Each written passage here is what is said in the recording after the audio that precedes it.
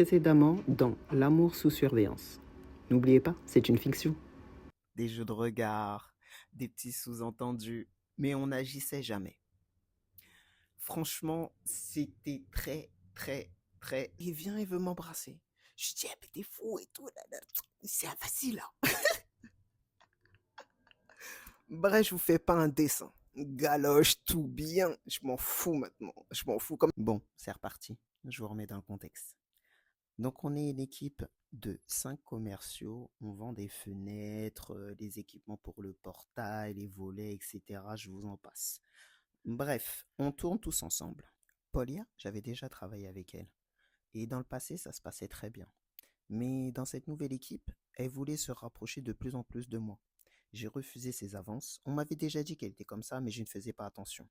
On m'avait dit aussi qu'elle était beaucoup portée sur la boisson. Je ne faisais pas attention, jusqu'à ce que je la surprenne totalement alcoolisée. Comme je vous l'ai dit dans l'épisode précédent, elle ne supportait pas me voir auprès de Cola. Elle ne supportait pas, ça la mettait dans une colère noire. De toute façon, que ce soit Cola ou un autre, le fait que je parle à un autre homme la dérangeait fortement. Je vous donne un exemple concret. J'avais l'habitude de passer dans une enseigne, prendre une boisson régulièrement à chaque fois que j'allais au travail. Et j'ai l'habitude de croiser donc le vigile et lui dire bonjour, comme par exemple les personnes qui travaillent là-bas. Un soir, en rentrant, j'ai croisé le vigile devant le magasin. Donc je lui ai dit bon courage, bonne soirée et à demain. Et là, Paulia a pété un câble. Pourquoi tu lui parles? D'où tu le connais? T'as pas besoin de lui dire bonjour. Et là, je me suis dit, il faut vraiment que je parle à Paulia. Il faut vraiment que je mette les choses au clair et que je lui dise qu'il n'y aura jamais rien entre nous et que je ne veux pas d'elle et qu'elle comprenne bien ça. Et là, elle m'a dit, ok, mais en tout cas, sache que je vais te faire vivre un enfer. Si t'es pas avec moi, tu vas vivre un enfer. Et Cola, je vais lui trouver quelqu'un. Je vais me venger. Sois sûr que je vais me venger. J'étais vraiment désarçonné. Je savais plus quoi faire. Et je me suis dit, c'est très dangereux. Parce que comme elle m'avait déjà indiqué, j'étais pas la première femme à qui elle faisait vivre ça. Il y en a plusieurs. Plusieurs de collègues, plusieurs d'autres commerciaux ont vécu la même chose avec elle. Et même en ayant rapporté les faits à des supérieurs, rien n'avait changé, puisque la demoiselle est protégée, archi protégée. À la fin de cette conversation, j'ai attendu Cola, comme d'hab, et on a discuté un peu près de la voiture, comme d'habitude. Et là, je lui ai exprimé ce qu'elle m'avait dit, son comportement, et lui, il comprenait pas. Il m'a dit, mais s'il y a quelque chose entre vous, tu me le dis, comme ça, je me mets pas entre vous. Mais je lui dis, mais il y a rien entre nous. Il y a jamais rien eu entre nous. Il faut que tu comprennes ça. Voyant que tout ça devenait un peu incontrôlable, j'en ai parlé à Sky. Parce que j'en pouvais plus des petits attouchements sans faire exprès, soi-disant, frôler ma cuisse, frôler les fesses. Ce serait avec Cola, pas de problème, puisque je suis consentante. Avec plaisir. Mais là, je ne voulais absolument pas qu'elle me touche. On s'asseyait quelque part, on allait déjeuner, elle me faisait du pied en dessous la table, et toutes ces choses-là, j'avais du mal à aller les répéter à Cola. Et vous me direz pourquoi les répéter à Cola et pas quelqu'un d'autre? Parce que, à cet instant-là, quand j'étais avec lui, je me sentais en sécurité. Et je me suis jamais senti en sécurité nulle part. Et c'est réel. C'est pour ça que je suis toujours sur la défensive, en sachant que même chez moi, dans mon enfance, en fait, depuis toute petite, j'ai jamais été en sécurité, même à la maison. Subi de nombreuses agressions, de nombreux etc. Donc, pour moi, parler d'attouchement ou de choses comme ça me renvoie à mon enfance et c'est quelque chose de très, très difficile. Devoir se taire, ne pas parler, etc., ça m'a rappelé énormément de mauvais souvenirs. Mais vous savez, on ne peut pas tout dire au travail, on ne peut pas tout raconter au travail. Donc je me suis tu et j'ai fait semblant que tout allait bien, entre guillemets. Un jour, j'en avais vraiment marre de son harcèlement. Elle voulait toujours me parler, me parler, me parler. Et c'était toujours pour revenir sur les mêmes choses. Le fait que je ne veuille pas d'elle et qu'elle ne comprend pas pourquoi. Et ce jour-là, j'ai pété un plomb. J'ai dit, OK, je veux partir. Je veux partir. Et c'est Sky qui a dit non. Maintenant, Paulia, tu laisses la fille tranquille. Tu la laisses tranquille, tu lui parles pas. Pour vous dire que tout le monde est au courant. Toute l'équipe est au courant. Toute l'équipe voyait. Mais personne n'a agi. Je les comprends parce que moi, je pouvais pas agir, mais personne n'a agi. Et aujourd'hui, ils voudraient faire passer pour les gentils. Vous êtes tellement mauvais. Vous êtes tellement mauvais. Vous avez vu tout ce qu'elle faisait. Vous avez vu tout ce qu'elle me faisait et vous avez rien dit. Pour vous dire, un jour, la pression était tellement lourde qu'après une dispute, on a fait tous les démarchages qu'on avait à faire et sans Paulia, on s'est arrangé à quatre pour aller prendre un verre parce que on n'en pouvait plus. Moi, en premier lieu, j'en pouvais plus, mais les autres non plus. Parce que si j'avais le malheur d'approcher quelqu'un ou de rigoler avec quelqu'un ou de pas suivre à la lettre ses ordres, ça veut dire m'isoler, elle faisait en sorte que toute l'équipe passe une mauvaise journée. Toute l'équipe passerait une mauvaise journée parce qu'elle serait énervée, elle donnerait des ordres qui n'ont pas de sens et tout ça sous alcool. Un jour, on était tranquille, tous en train de rigoler, on avait terminé notre démarchage, petite pause tranquille, et elle est venue nous dire, elle sortait des toilettes, elle venait de boire évidemment, elle est venue nous dire, hé, positionnez-vous correctement, c'est pas comme ça, on est des agents commerciaux, on doit bien paraître, on doit ceci, on doit cela. Alors moi, je lui ai parlé à part. Une fois qu'elle avait terminé sa crise, je lui ai dit, mais tu peux pas te permettre de venir nous dire qu'on se tient pas bien, qu'on n'est pas correct parce qu'on est en train de rigoler, alors que toi, tu sens l'alcool à 10 000 kilomètres. Tu peux pas te permettre de venir nous faire des reproches alors que toi, t'es sous alcool.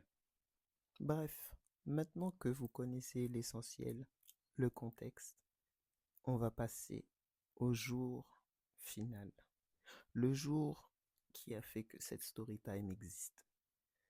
Parce que le manque de respect, l'humiliation, c'est quelque chose que je n'aime pas. Et ce que je supporte encore moins, c'est quand quelqu'un manipule une situation ou même manipule quelqu'un pour essayer de m'atteindre. Et ce qui me tue le plus, c'est que ce pantin-là, ce grand pantin de cola, je le dis clairement, il a rien vu. Comme il veut tellement être validé par tout le monde, être copain avec tout le monde, qu'on peut lui faire tout et n'importe quoi. C'est hallucinant de voir un grand homme comme ça. Je trouve ça si triste de voir un si grand homme devenir la marionnette d'une personne toxique et manipulatrice. C'est tellement dommage. Elle a fait ces choses-là à tellement de personnes. C'est beaucoup plus que ça. C'est beaucoup plus que ça. Et c'est triste pour elle parce que je pense que elle a vraiment des problèmes personnels ou d'accords dans sa vie. Il y a des choses qui vont pas et sûrement elle noie tout ça avec l'alcool. Mais tu peux te faire du mal à toi-même sans pouvoir essayer de tuer les autres ou d'emmener les autres dans ta chute. C'est tellement triste. Bref. Donc la veille du dernier jour, on décide d'aller prendre un verre ensemble, etc. Et pour le coup, j'avais demandé à Cola, après le verre, qu'est-ce qu'on fait? Il m'a dit, comment ça, qu'est-ce qu'on fait? Je lui ai dit, bah viens, on passe la soirée ensemble et tout. Je vous raconte, c'est quelque chose qui, je peux avoir honte parce que ça a été un rejet et tout, etc. Hein, mais je me dois de tout vous dire pour que la situation soit bien comprise. Donc, la veille, donc on est là, on va prendre le verre. Je dis à Kola, est-ce que après on se voit? Comme je vous ai dit, il m'a pas donné de réponse oui, ni non, ni quoi que ce soit. Quand je lui ai posé franchement la question, sa réponse a été un gros bisou sur ma bouche. Donc voilà. Pour moi, ça voulait dire oui ou ça voulait dire peut-être ou on verra, mais en tout cas, ça avait pas l'air d'être négatif, genre non. Ça, je sais pas si c'est non que tu veux pas voir la personne, même si tu veux mentir, tu aurais dit ouais j'ai un truc prévu ou je sais pas quoi, bref, ou bien tu me dis non tout simplement. Bref, mais ces détails ont une importance. Écoutez tout ça. Bref, on va prendre un verre, mais on n'est que tous les trois, Cola, Paradise et moi. Très bonne soirée et tout, etc. Donc, comme je vous dis, d'habitude, Cola et moi, on laisse l'équipe partir, on fait semblant que tout le monde part rentre chez soi et après on se rejoint. Et là, comme on avait discuté et qu'il m'avait pas dit non, ni oui, ni rien pour la soirée, je me suis dit, bon, bah, au moins, on va avoir notre petit moment à deux, on va pouvoir discuter. Bref, donc je l'attends, je l'attends, je l'attends. Pas de nouvelles. J'envoie un message, je lui dis, ouais, fais gaffe parce que dehors, il y a du vent et tout, nanana, nanana. Et là, il me dit, ah non, t'inquiète, j'ai pris la voiture. J'ai dit, quoi? Et là, je lui ai dit, bon, bah écoute, si tu voulais pas qu'on se voit, fallait juste me dire que tu voulais pas qu'on se voit. Si vous voulez, j'ai même le texto, mais bon, bref. Euh, Fallait me dire que tu voulais pas qu'on se voit. Écoute, moi, j'en ai marre de cette mascarade. C'est en gros, un jour, raconte, j'en ai marre de cette mascarade, donc on va arrêter là. De toute façon, l'équipe s'arrête bientôt. Et il y aura plus de soucis. Tu n'entendras plus parler de moi, j'entendrai plus parler de toi, et on sera tranquille. Donc voilà, merci de supprimer mon numéro. Demain, on fait le dernier jour, et puis basta. Sur ce, moi j'ai direct bloqué son numéro et puis c'est tout. Bonne soirée monsieur et je suis rentré. Mais comme je vous dis, ce gars, il est incompréhensible. Le lendemain, donc évidemment, on est énervé, un petit peu fâché et tout. Donc au début, on se calcule à peine, juste bonjour.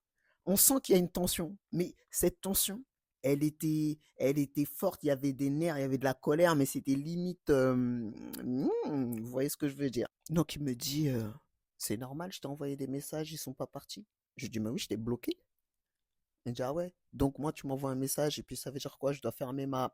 J'ai dit, oui, je t'envoie le message, tu fermes ta. Ok? C'est bon. C'est bon. Ça suffit là. Oui, non, je sais pas. Ah, c'est bon. Il y en a marre. Il y en a marre. Et on a continué à s'envoyer des pics par-ci, par-là.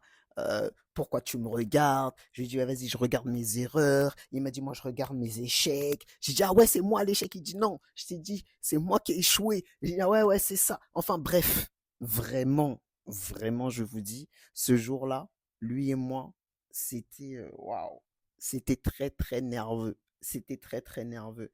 Je voulais lui faire mal et il voulait me faire mal aussi. Parce que je crois que ce jour-là, on a vu l'un et l'autre qu'avec des mots, on pouvait se faire beaucoup de mal. Et on savait se toucher profondément, vraiment profondément. Et ce jour-là, on n'était que trois dans l'équipe. Et la troisième personne, je vous mets dans le mille, c'était Paulia. Paulia, ce jour-là, elle nous a dit, mais qu'est-ce qui vous arrive, vous deux? Qu'est-ce qui s'est passé hier soir? Manana, nanana, parce qu'elle savait que c'est pas notre habitude.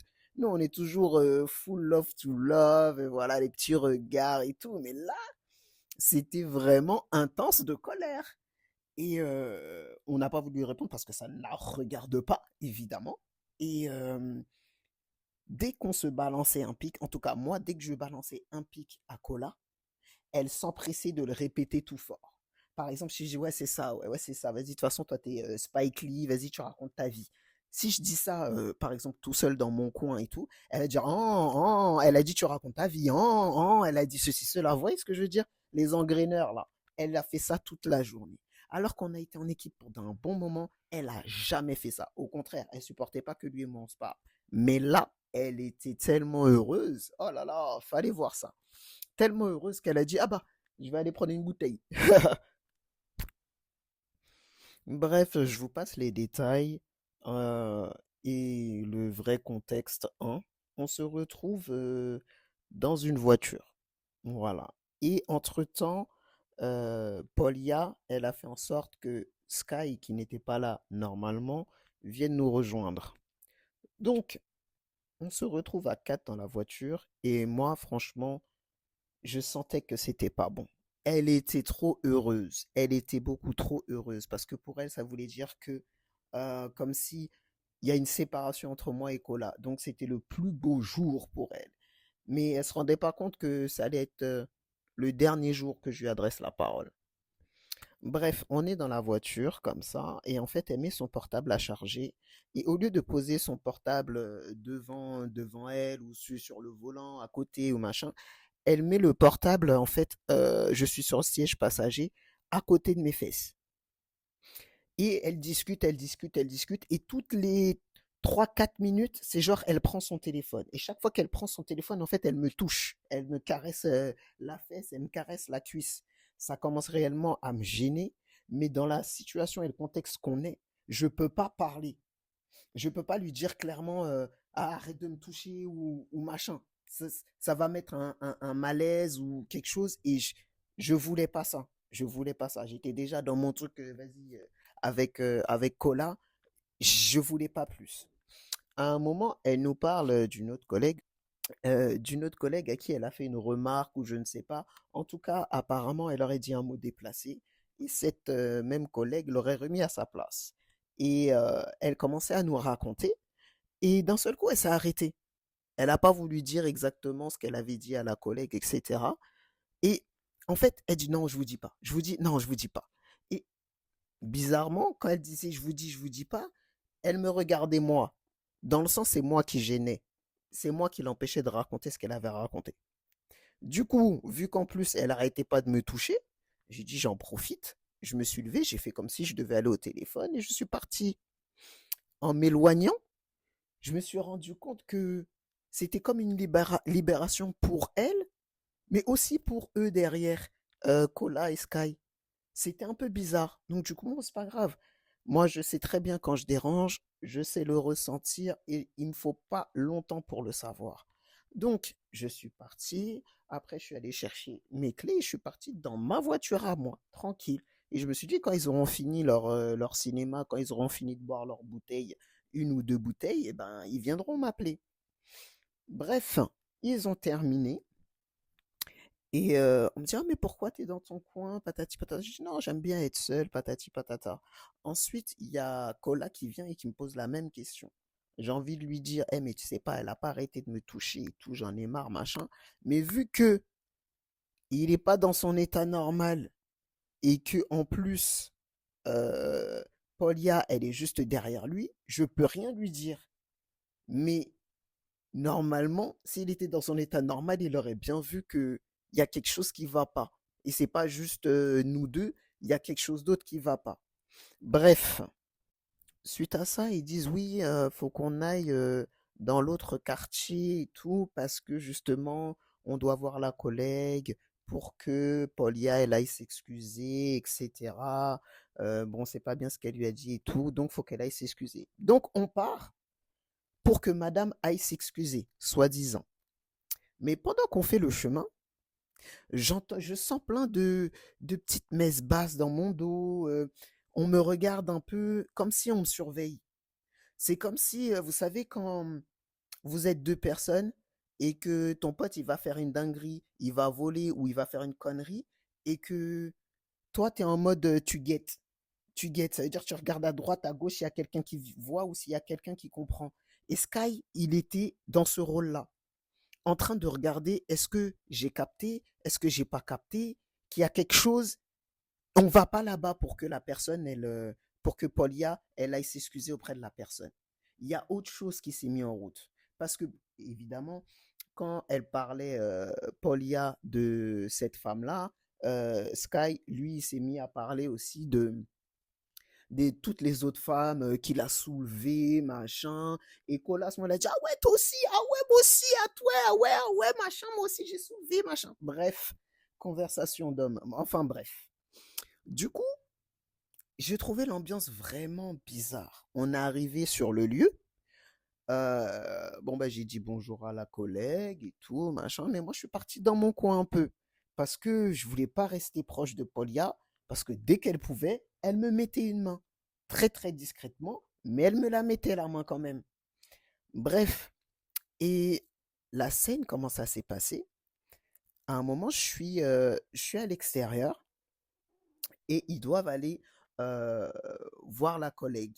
Mais la collègue, elle est en prospection. Du coup, on peut pas la déranger comme ça. Donc moi, je me mets déjà en retrait, je m'assois, j'attends.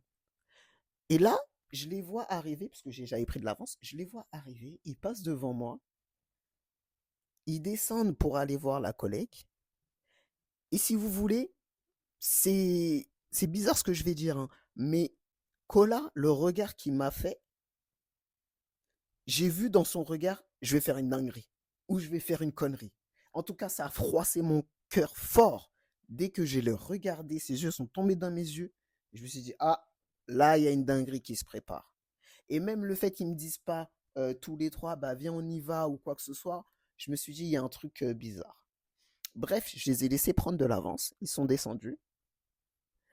Et moi, je suis arrivé après.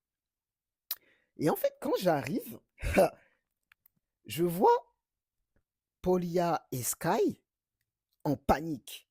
Comme je vous dis, en panique, c'est en panique. Mais c'était surtout Polia. Parce que Sky, c'est quelqu'un qui s'en fout de tout et de tout le monde. J'ai même l'impression que même de lui-même, il s'en fout dans le fond. Il n'y a rien qui l'intéresse, il n'a rien de vrai. Il est là pour être là. Disons ça. Avant, je pensais pas du tout ça de lui, mais ce jour-là, j'ai vu son vrai visage. J'ai vu vraiment son vrai visage. J'aurais jamais cru que c'était quelqu'un comme ça. Jamais cru que c'était quelqu'un qui était capable de participer à des manipulations ou participer à des coups bas pour de la merde, en fait. Mais enfin, bref. Donc, je vois Polia, elle me regarde, mais elle est en panique. Elle commence à regarder le mur, faire comme si elle cherche des inscriptions. Je lui dis, mais qu'est-ce que tu fais? Elle me dit, hein, quoi, hein? Je lui dis, attends. Je me dis, attends, c'est bizarre. Tu réagis comme ça, c'est qu'il y a quelque chose qui est en train de se passer. Je me retourne et je vois Kola en train de parler avec une femme. Je lui dis, mais attends, c'est une blague? Mais en fait, quand je l'ai regardé, j'ai vu la gêne. En fait, j'ai vu la gêne sur son visage. J'ai vu la honte sur son visage. J'ai dit, ah mais non, me dis pas que elle a manipulé eux deux là pour essayer de faire que Kola, il aille draguer la collègue devant moi pour que moi je pète un plomb et qu'après moi je passe pour une folle. C'est pas ça qu'ils ont essayé de faire. Et je me suis dit non, non. J'ai fait demi-tour, j'ai dit bon bah je sors. Après je suis revenu sur mes pas, j'ai dit tu sais quoi? Là j'ai envie de vomir, je me sens pas bien. Je dois partir. Je dois partir. Mais là, la réaction à laquelle elle s'attendait, et eux tous ils s'attendaient, c'est que je crie, je pète un plomb, que ce soit sur Cola ou que ce soit sur elle, mais en tout cas que j'ai une réaction explosive. Je leur ai pas donné ça. Je leur ai pas donné ça. J'ai préféré partir. Le cœur lourd et déchiré parce que pour moi, Cola, en se laissant manipuler comme ça, c'était comme s'il m'avait servi sur un plateau à Polia. Parce que Polia, la seule chose qu'elle voulait et qu'elle a toujours voulu, c'est m'isoler de tout le monde. Et en plus, si je pouvais perdre la relation que j'avais avec Cola, c'était tout bénef pour elle. Que la relation elle soit amicale ou amoureuse ou plan, elle ne voulait pas de ça. Et je lui ai dit plusieurs fois, je lui ai dit ce qu'elle me faisait subir. Et malgré ça, il a marché dedans. Avec volonté. Avec volonté. Je peux comprendre que oui, on était fâchés pour des histoires qui nous concernent. Mais que ce soit en amour ou en amitié, même si tu es fâché avec la personne, tu peux pas la servir à son ennemi. Et pour moi, c'est ça qu'il a fait. Il m'a donné à mon ennemi, gratuitement, comme ça, pour rien, sans aucune raison. C'est la pire traîtrise pour moi. Et ce qui me fait encore plus mal, comme je vous ai dit, c'est que bizarrement, avec cet homme-là, je me sentais un petit peu en sécurité. Vraiment, avec cet homme-là, il y a une partie de ma féminité qui avait envie de sortir. Ma carapace, elle avait envie de se briser. Et Dieu merci, tout s'est arrêté avant. Voilà pour tout. Voilà l'histoire. De l'amour, de la trahison, mais surtout, un grand manque de respect.